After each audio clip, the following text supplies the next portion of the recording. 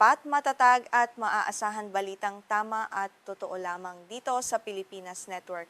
Magandang araw sa ating mga kababayan sa Pilipinas at sa buong mundo. Huwag kalimutang pusuan ang video, sumubaybay at pindutin ang patingaw upang lagi kayong updated sa balita. Simulan na natin. Isang malaking pagsabog ang yumanig sa kailaliman ng teritoryo ng Russia matapos ilunsad ng Ukraine ang isa sa pinakamalayo nitong pag-atake gamit ang mga long-range drone.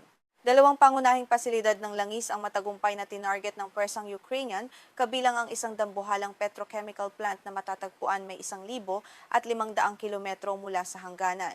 Direktang tinamaan nito ang supply ng enerhiya ng Moscow. Ang kamanghamanghang distansyang ito ay nagpapakita ng lumalawak na kakayahan ng mga drone ng Ukraine na lampasan ang mga air defense system ng Russia. Ang Gazprom Neftekhim Salavat LLC na matatagpuan sa Republic of Bashkortostan ang naging pangunahing target ng makasaysayang operasyong ito. Ayon sa mga eksperto, ito ang nagpapatunay na walang ligtas na lugar sa loob ng Russia mula sa mga sopistikadong pag-atake ng Kyiv. Naganap ang mapaminsalang pag-atake magdamag mula Lunes hanggang Martes, kung saan nagdulot ito ng malaining sunog sa loob ng complex ng Salavat. Agad na kumalat ang balita sa mga social media channels habang sinisikap ng mga bumbero na apulahin ang naglalakihang apoy. Ipinapakita nito ang determinasyon ng Ukraine na lumpuhin ang mga estratehikong infrastruktura ng Russia na sumusuporta sa kanilang operasyong militar. Naglabasan sa mga Ukrainian monitoring channel sa mga video na nagpapakita ng aktwal na pagsabog at ang makapal na itim na usok na bumabalot sa pasilidad. Kinumpirma rin ng independenteng media outlet ng Russia na Astra ang insidente base sa mga kuha ng mga saksi sa lugar. Kitang-kita sa mga video ang sunod-sunod na pagsabog na nagdulot ng malaking takot sa mga residente at nagpakita ng tindi ng pinsala sa planta. Ayon sa pagsusuri ng economic analyst na si Vyacheslav Cheryaev, ang Salavat Complex ang huling natitirang malaking tagagawa ng petrolyo sa Russia na hindi pa natatamaan ng pwersang Ukrainian ngayong taon ng 2026. Dahil sa matagumpay na pag-atake na ito, opisyal nang nabulabog at naapektuhan ang lahat ng pangunahing refinery ng bansa na naglalagay sa kanilang ekonomiya sa matinding panganib. Hindi ito ang unang pagkakataon na hinarap ng Salavat Complex ang banta mula sa himpapawid.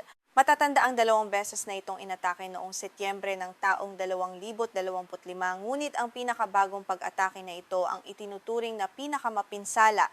Ipinapakita nito na patuloy na pinupuntirya ng Ukraine ang mga kahinaan sa seguridad ng mga pinakasensitibong pang-ekonomiyang asset ng Russia.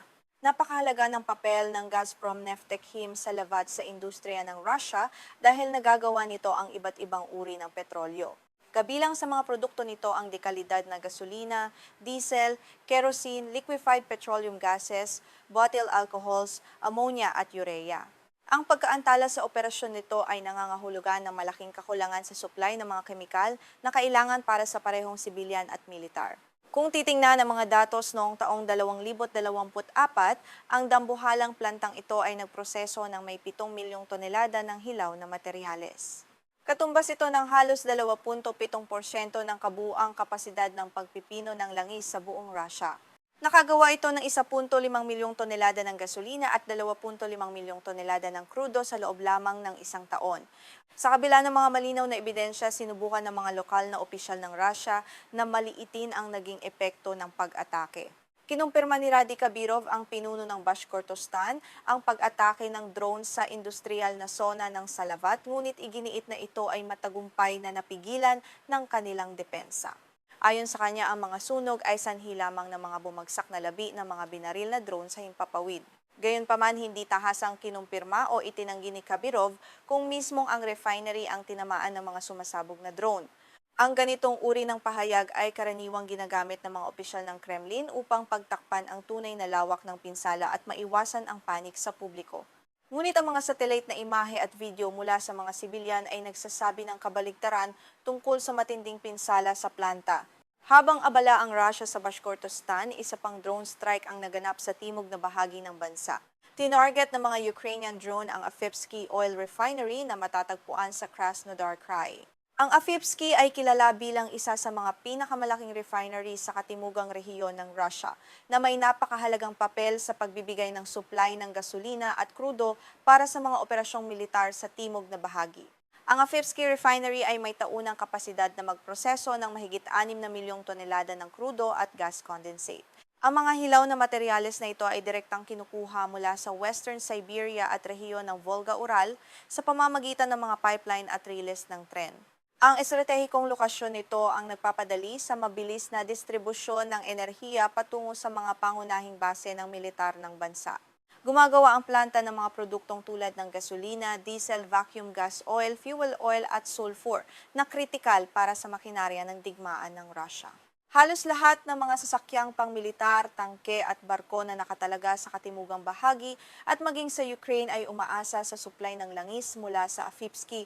Ang pag-atake rito ay isang direktang banta sa kakayahan ng Russia na magpatakbo ng kanilang mga tropa. Kinumpirma rin ng mga rehiyonal na autoridad ng Russia na nagkaroon nga ng malaking sunog sa loob ng pasilidad ng Afipski pagkatapos ng pag-atake. Ayon sa ulat ng Ukrainian Telegram channel na Krymsky Veter, nagsimula ang mga unang pagsabog bandang hating gabi na lumikha ng isang dambuhalang apoy na makikita mula sa malalayong lugar. Agad na naging abala ang mga emergency services upang pigilan ang pagkalat ng apoy. Batay sa impormasyon mula sa Astra, ang apoy ay sumiklab malapit sa tank farm ng refinery kung saan iniimbak ang mga produktong nakalaan para sa pag-export. Kabilang dito ang libu-libong tonelada ng gasolina, diesel fuel, gas condensate at iba pang mabibigat na tira ng langis. Ang pagkasira ng bahaging ito ay hindi lamang nagdudulot ng pinsala sa supply kundi nagpapadugo rin sa kita ng Russia mula sa pag-export. Bago ang insidenteng ito, ang Afipski Refinery ay naging target na rin ng katulad na pag-atake ng drone noong ika-10 ng Hunyo.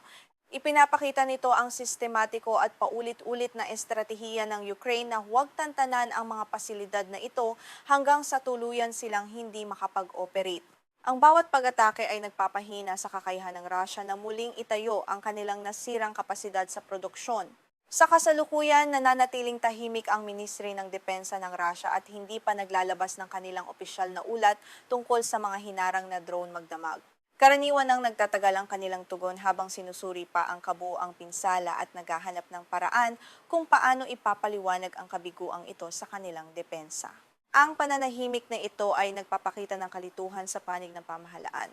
Maging ang pamahalaan ng Ukraine ay hindi pa naglalabas ng opisyal na pahayag hinggil sa dalawang magkasunod na pag-atake na ito.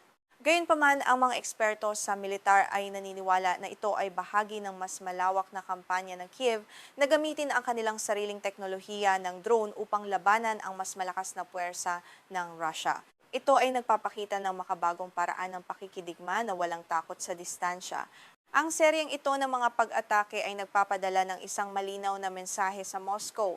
Walang infrastruktura ang ligtas gaano man ito kalayo mula sa frontline. Ang kakayahang tumama sa layong 1,500 kilometro ay naglalagay sa halos lahat ng pangunahing refinery ng Russia sa loob ng saklaw ng mga armas ng Ukraine. Ito ay magiging malaking hamon sa kanilang ekonomiya sa mga susunod na buwan. Sa pagtatapos, ang digmaang ito sa enerhiya ay patuloy na magpapakitid sa pondo ng Russia na ginagamit para sa kanilang kampanyang militar. Habang patuloy na nasusunog ang kanilang mga refinery, unti-unti ring nauubos ang kanilang kakayahang makipaglaban sa mahabang panahon. Manatiling nakatutok para sa mga susunod na balita ukol sa nagpapatuloy na hidwaan sa Europa.